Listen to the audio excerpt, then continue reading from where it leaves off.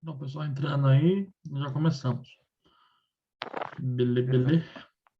Beleza, E aí, beleza. Gil.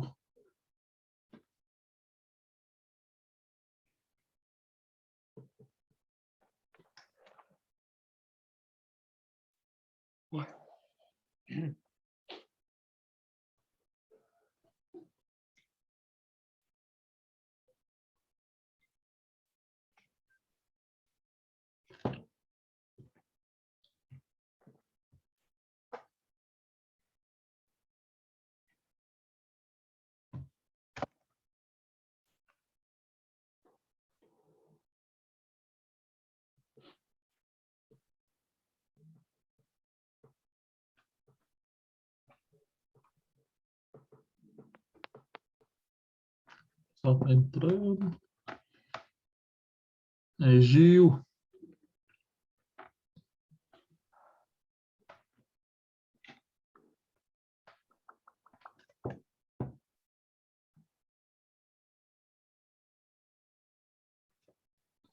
Não estou te ouvindo, Gil.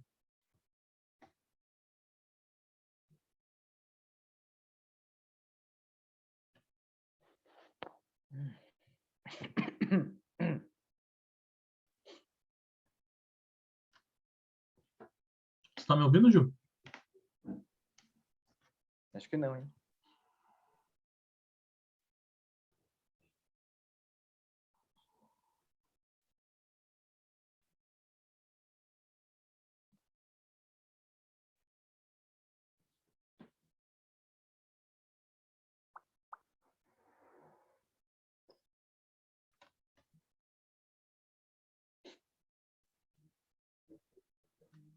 Está me ouvindo? Ah, não, tá conectando.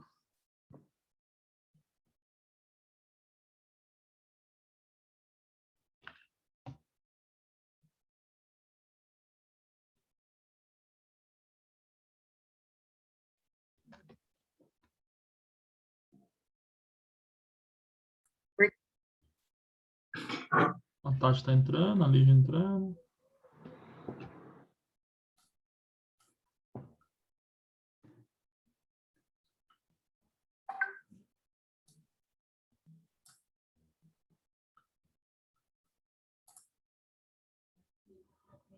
Voltamos É isso aí. para a nossa segunda parte da aula. Mexendo, né, gente?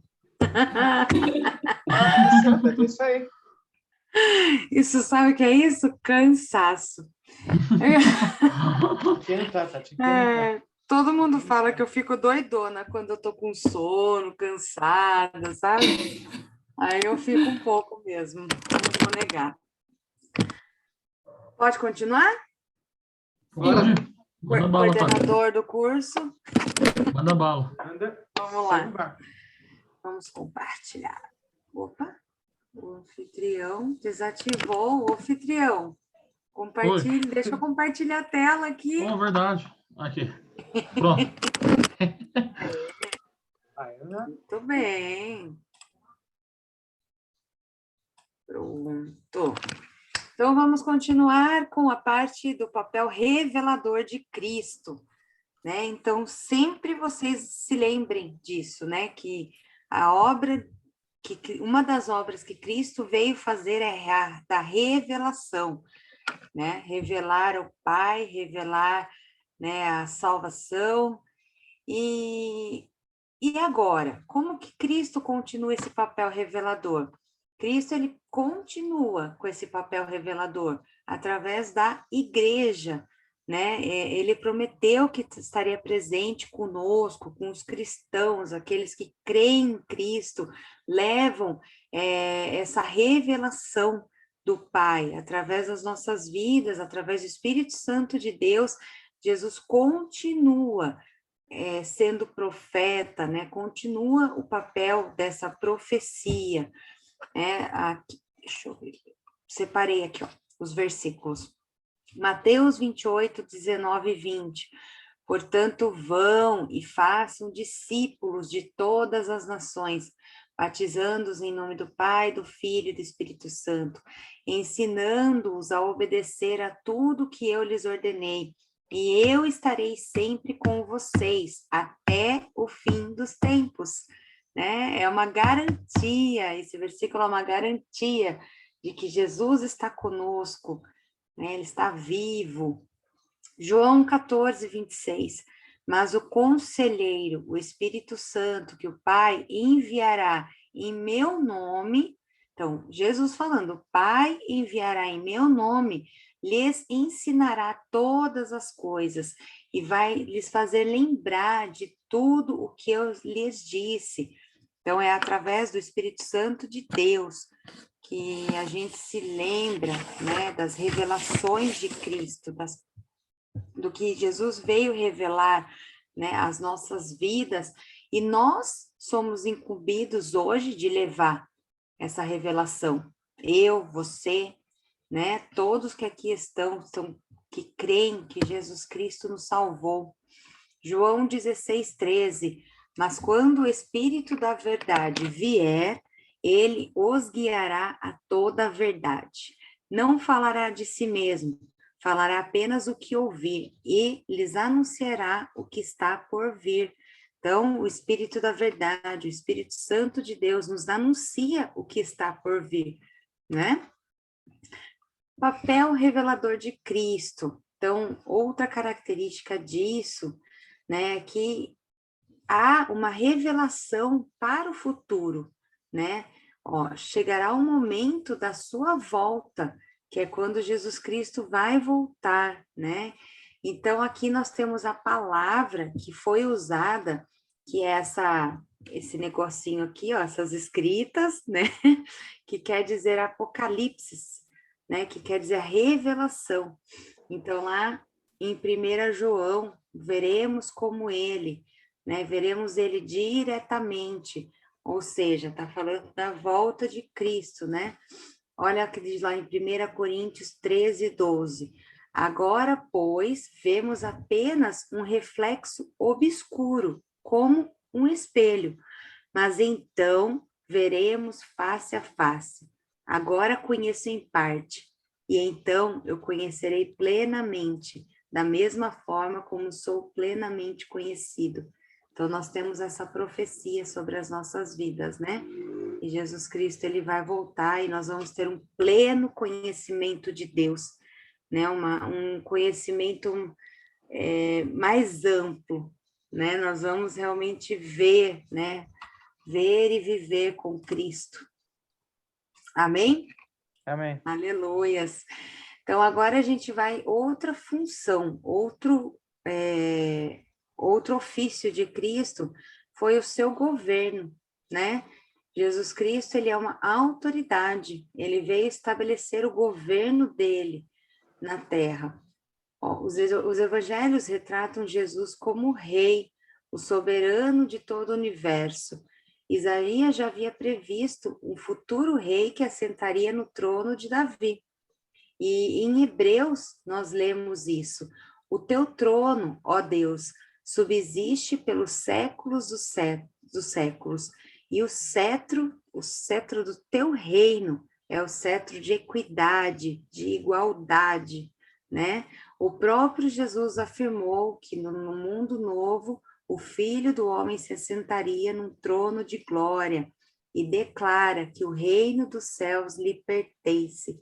Então, Jesus é o rei, né? Nós temos aí esse princípio de régio, de majestade, né? Algo que realmente governa.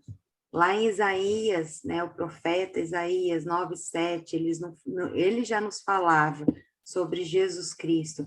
Ele estenderá o seu domínio, né? Fala aí da autoridade, o domínio de Cristo, e haverá paz sem fim sobre o trono de Davi e sobre o seu reino, estabelecido e mantido com justiça e retidão, desde agora e para sempre. O zelo do Senhor dos Exércitos fará isso. É tão bom, né, ouvir essas palavras, que realmente, assim, Jesus, ele reinou, ele governou, né? E Jesus governa ainda hoje. A gente, né, vê quando Jesus estava na terra, ele governando, a gente crê, né, nessas palavras, por exemplo, que a gente acabou de ler. Quando Jesus voltar, que ele reinará, né, em glória, né, se manifestará em glória e tudo mais. Porém, Jesus reina hoje, né? Como que Jesus Cristo, a gente vê que Jesus reina hoje? Através das naturezas, através das coisas criadas. A Bíblia diz que sem ele nada subsistiria, né? Olha que a gente vê lá em João 1:3. Todas as coisas foram feitas por intermédio dele, de Jesus. Sem ele, nada do que existe teria sido feito. Lá em Colossenses 1:17, ele é antes de todas as coisas e nele tudo subsiste, né? Aqui a gente está falando realmente que Jesus domina sobre a Terra, né? Sobre o planeta, sobre nós, sobre a vida, né? Sobre todas as coisas. Ô, Tati, Pois não? tirar uma pergunta, fazer uma pergunta. O governo de Jesus, ele sempre existiu através de Deus e começou a ser revelado quando Jesus se fez carne, no meio de nós? Seria isso? Tá, então vamos lá. A gente entende que Jesus ele sempre existiu, né? E o seu governo se estabeleceu na encarnação. E ele, deixa eu pegar aqui, ó. Peraí. Ó. Ai, calma aí. Deixa eu achar. Ó, Isaías, ele preveu esse reino, né? De salvação, de governo. Entendeu? Então, Deus, ele sempre governava já com Deus, né? Jesus já governava com Deus, né? A Bíblia diz que Jesus está à direita de Deus, então é uma posição de autoridade, a gente vai até estudar sobre isso, entendeu? Então, daí ele veio, né, como humano e trouxe esse governo e continua governando através da igreja, certo? Deu para entender? Entendi. Uhum. Obrigada, Tati. Nada. Então, vamos lá aqui, ó.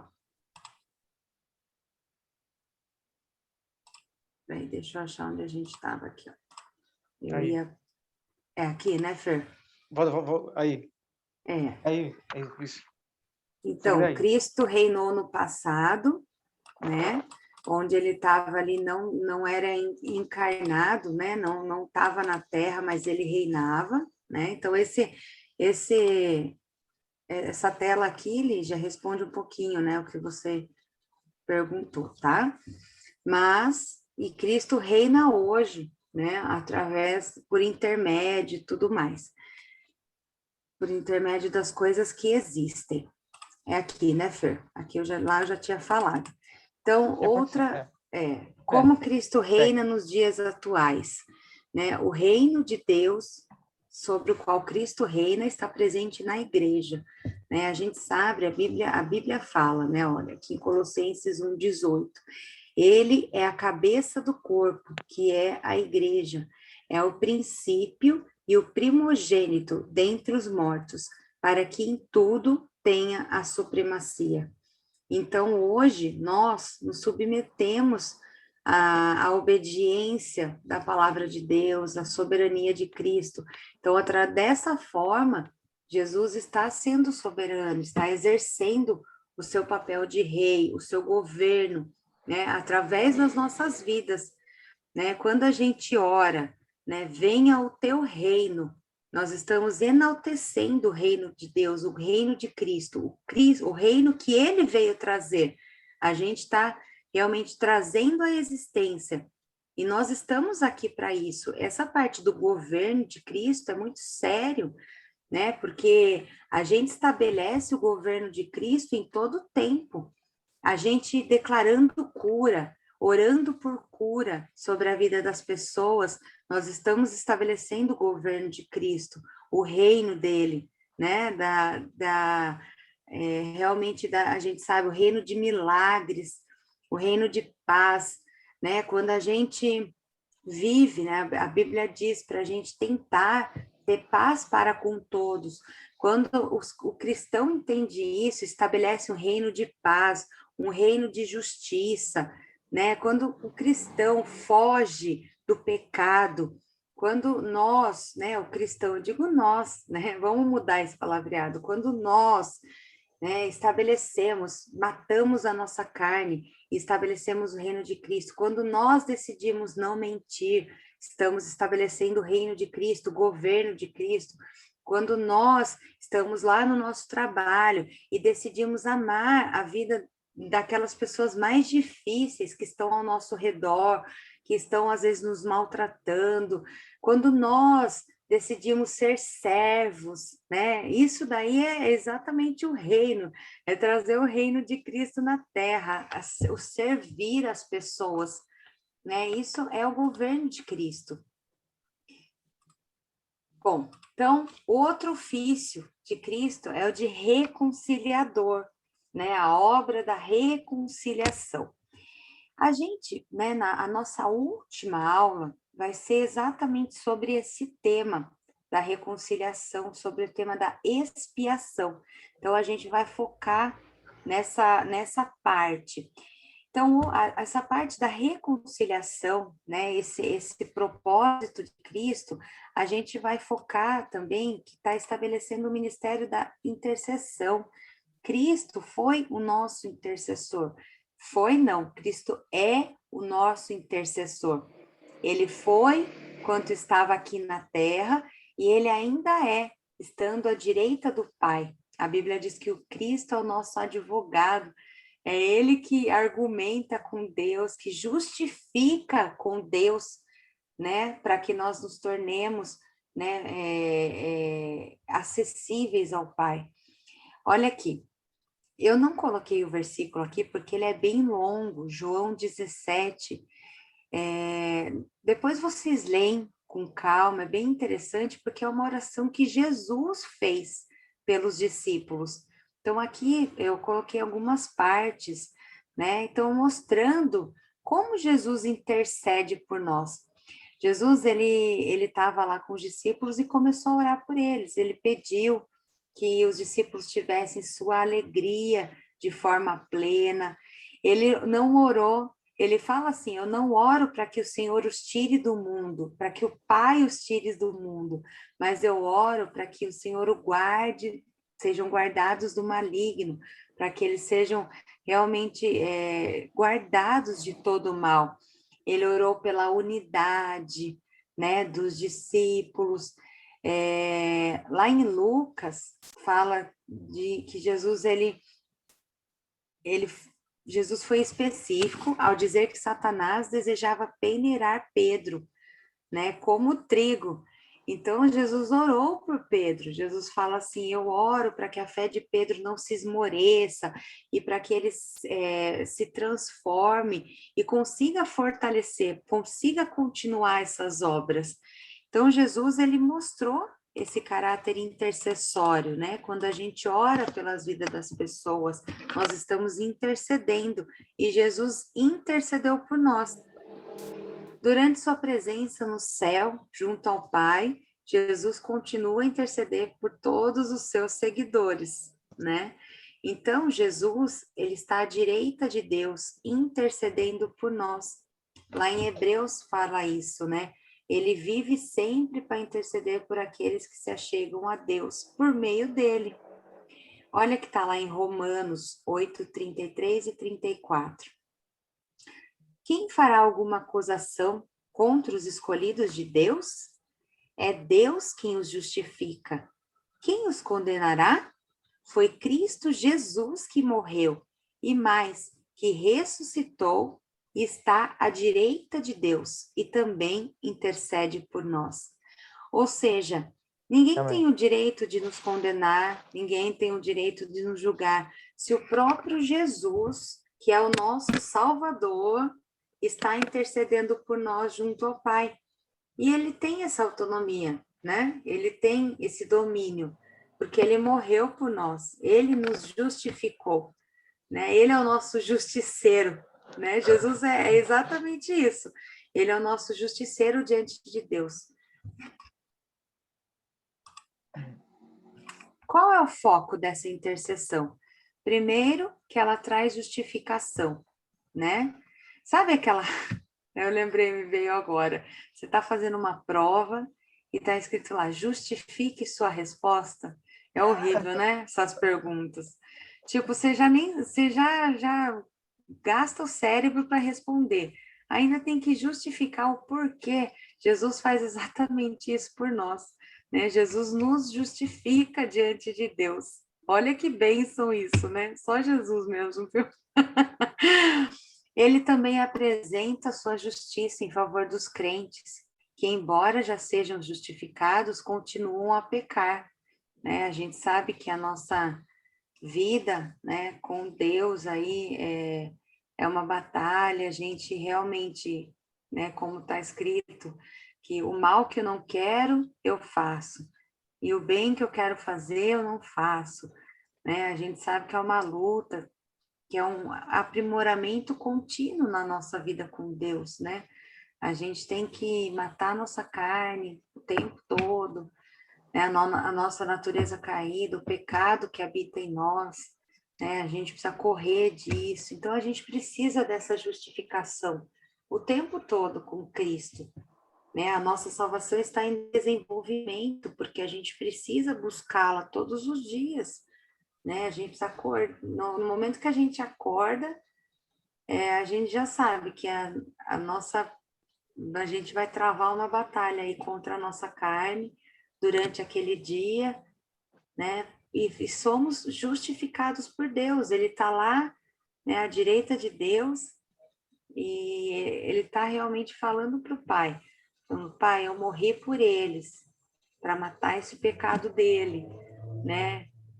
Então, por isso que a gente precisa se arrepender, né? Quando a gente peca, quando a gente age de uma forma errada, quando a gente sabe que a gente desobedeceu a palavra de Deus, na hora a gente precisa entender que aquilo fala, puxa, falhei, Senhor, me perdoa. E Jesus, que é o nosso Salvador, está lá, Pai, perdoa, né? Eu morri por esse pecado dele. E ele está arrependido.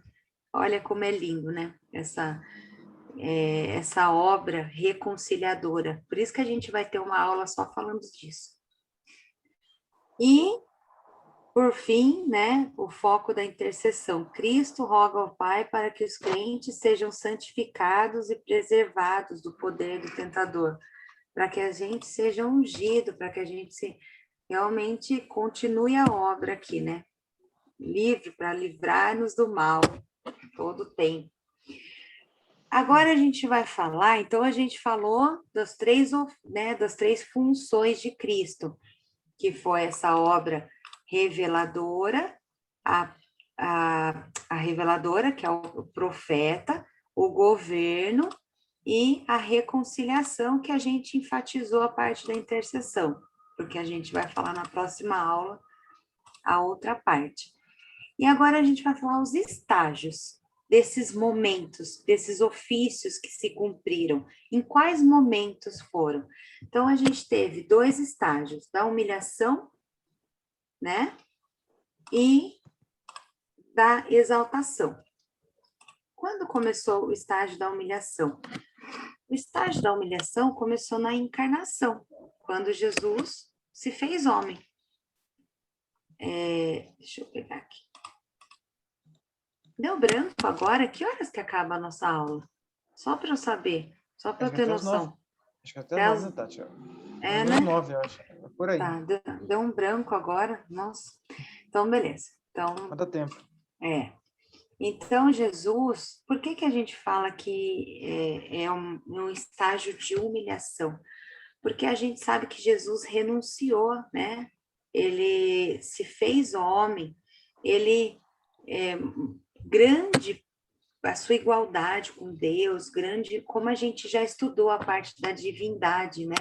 Jesus, como Deus, ele se tornou homem, renunciando, esvaziando-se, né? Ele veio como servo. Então, isso é uma forma de humilhação. Jesus, ele veio demonstrar isso, né? Essa forma humilhante. né? E além do que mais que a encarnação traz como humilhante, a forma que Jesus morreu foi humilhante. A gente sabe disso, né? Jesus, ele foi humilhado quando levaram lá, escreveram Rei dos Reis, né? Uma escrita lá na cruz, né? Como forma de deboche. Jesus foi insultado, né? Ele foi esculachado. Então, esse momento foi um momento de humilhação. Imagina, ele estava no céu, ele estava sendo adorado pelos anjos, né, recebendo cânticos de louvor, e de repente, né, para realmente nos salvar por amor, pela obra de salvação, ele se transformou homem. E se realmente ele assumiu a palavra, mas ele se fez, né, dessa forma humilde, né? Jesus respeitou a lei, eu coloco aqui para vocês, ele estava debaixo da lei, né? Então ele se submeteu à lei. O outro momento, né, estágio de humilhação. Então então vamos lá, pela vida de Jesus, né? A encarnação foi um estágio de humilhação. E o momento da morte também foi um momento de humilhação, né? Que é o que eu falei para vocês. E assim, eu destaquei aqui, Jesus era a vida, né? O Criador, o doador da vida. Ele sujeitou à morte, né? A gente sabe que Jesus não precisava passar por isso, mas ele passou por isso, porque fazia parte da obra de salvação por mim e por você. Então, a Bíblia diz o quê? Que o salário do pecado é a morte. Então, ele realmente se sujeitou à morte, se tornou um homem mortal, né? Então, ele se humilhou dessa forma. E como eu falei para vocês, foi uma morte humilhante, né? Uma morte realmente aí que nem existe, né? Nem existe mais, os direitos humanos nem deixaria existir hoje, né? De tão humilhante que foi. E eu achei muito bonita essa parte que diz assim, olha, aparentemente o pecado vencera. A impressão era de que os poderes do mal haviam derrotado Jesus. Então parecia que Jesus tinha sido derrotado, né? De uma forma assim triste. Ele morreu ali, né? Quando Jesus realmente desfaleceu, Jesus foi derrotado. A morte parecia ser o fim da sua missão. Ele havia fracassado no cumprimento da sua tarefa. Os discípulos não mais dariam atenção aos seus ensinamentos, não mais executariam suas ordens, pois foram dispersados e derrotados. Sua voz havia sido silenciada, de modo que ele não podia mais pregar e ensinar. Seu corpo estava sem vida, era incapaz de curar, de ressuscitar ou de acalmar as tempestades. É muito forte, né? Então, para vocês entenderem esse estágio da vida de Jesus, da obra de Cristo, que foi a morte. Mas, né, se parasse aqui, a história ia ser triste. Mas o próximo estágio da vida de Jesus foi a parte da exaltação. E começou com a sua ressurreição, né? Foi a vitória sobre a morte. A ressurreição tem uma importância especial. Vou até ler essa parte com vocês, esse parágrafo que é lindo. Pois a imposição da morte era a pior coisa que o pecado e seus poderes podiam fazer contra Cristo. A morte não foi capaz de detê-lo, e isso simboliza a plenitude de sua vitória. O que mais as forças do mal poderiam fazer se alguém que eles mataram não permanecesse morto? Olha, glória a Deus, né? Então, a ressurreição, que a gente estudou também nas aulas anteriores, né? O Cristo ressurreto, o corpo que nunca foi achado, né? Como os religiosos queriam mostrar que Jesus não havia ressuscitado, mas não teve como, porque o nosso Deus vive, ele ressuscitou, né? E isso trouxe a vitória, trouxe a exaltação. Porque até então ele tinha só se humilhado, passado pela morte, passado pela vida humana, né? E o outro momento de exaltação foi a ascensão de Jesus e a entronização dele à direita do Pai. Ou seja, Jesus ressuscitou, né, para vocês entenderem. Aí ele apareceu, né, para muitos discípulos, ele apareceu para uma multidão, ele apareceu lá para os discípulos no caminho de Emaús, que a gente já leu hoje, né? Ele apareceu, só que até então ele ressuscitou e voltou no corpo físico. As pessoas viram Jesus, né? Tem um versículo lá que fala que apareceu Jesus comendo peixe. Então, Jesus depois de morto. E daí veio a sua ascensão. O que é a ascensão? É ele depois que ele apareceu, para quem ele tinha que aparecer, cumpriu esse propósito, ele voltou para os céus. Ele se assentou à direita do Pai.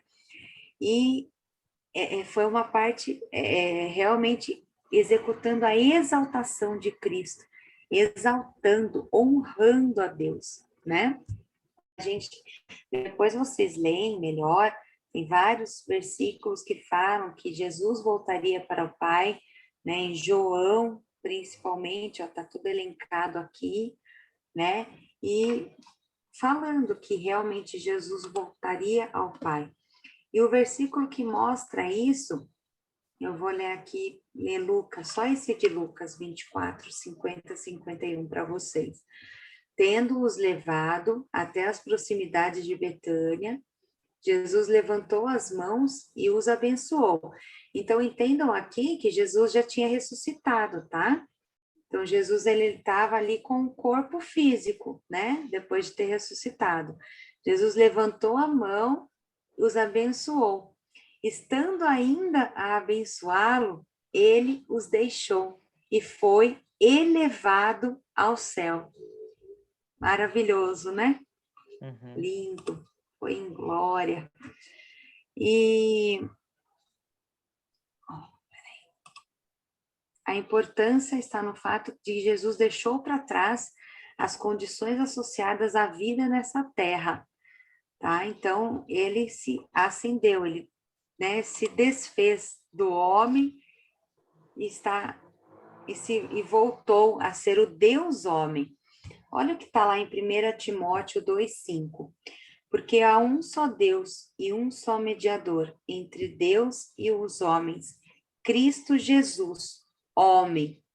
Então, Jesus, ele voltou para os céus, mas ele voltou para os céus, digamos assim, sabe aqueles, lá nos Estados Unidos, que tem aqueles filmes que tem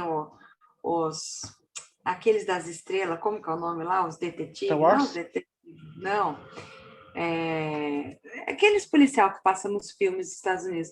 Então, Jesus, ele estava com essa estrela a mais, né? Digamos assim, com esse... O xerife. Isso, xerife. Isso. Ele estava com esse mérito a mais, porque Jesus foi o Deus homem. O Deus que se fez homem, né? É esse momento da encarnação, né? Jesus levou aos céus. Então, além de ser Deus, ele foi o Deus que se fez homem para salvar a humanidade. Então, ele voltou a ser adorado pelos anjos, ele voltou a receber os cânticos. A gente não tem ainda uma noção, né? A gente fala sobre isso, mas eu vejo que só realmente quando a gente viver a segunda vinda de Cristo, quando a gente, né, estar realmente com ele, nós vamos entender, né, como foi para ele sair dos céus, viver na terra, ser humilhado e depois ser exaltado novamente, voltar aos céus.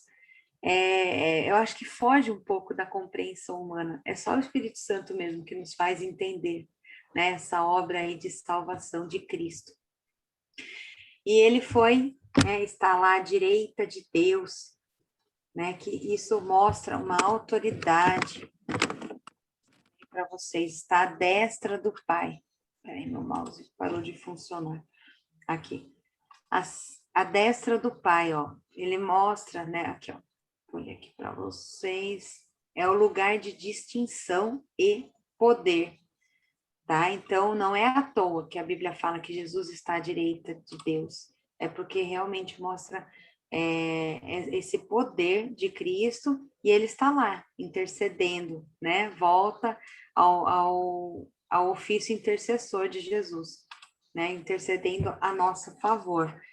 E, para concluir, esse estágio de exaltação de Cristo ainda não terminou, ainda não teve um fim, porque a segunda vinda de Cristo, ela aí sim, né, vai completar o estágio de exaltação. A gente sabe que Jesus vai voltar, ele vai triunfar, né, ele vai vencer o maligno, né, aí entra a parte aí, se a igreja vai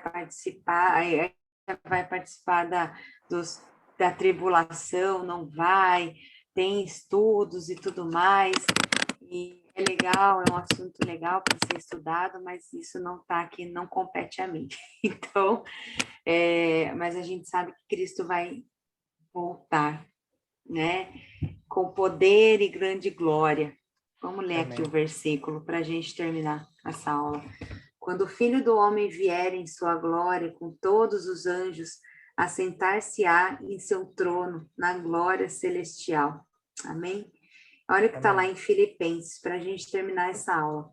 Por isso, Deus o exaltou à mais alta posição e lhe deu o nome que está acima de todo nome, para que ao nome de Jesus se dobre todo o joelho, no céu, na terra e debaixo da terra. Tem, né, a gente canta, a gente tem tantos louvores que falam esse versículo, né? E toda língua confesse que Jesus Cristo é o Senhor, para a glória de Deus Pai. Então, esses foram estágios da vida, da obra de Cristo, né? Os estágios da humilhação e os estágios da exaltação, né? Como foi lindo, né? O plano de salvação de Deus, só Ele mesmo, né? Para ter tudo isso a nosso favor. Eu acho que vai além da nossa mentalidade humana. Por isso que a gente deve pedir para o Espírito Santo mesmo nos ensinar, nos fazer entender, nos fazer ter um pouco da dimensão, né? Porque é espiritual, né, gente? Vai muito além da nossa compreensão. Amém? Amém. É isso. Então, a gente começou e a próxima aula vai ser sobre a teoria da expiação, sobre essa parte, vamos centralizar nessa parte de reconciliação.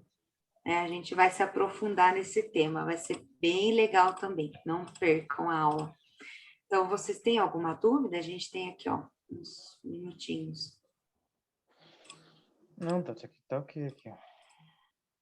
Todo mundo Da minha parte tá ok. Então, tá joia. Então, é isso, pessoal.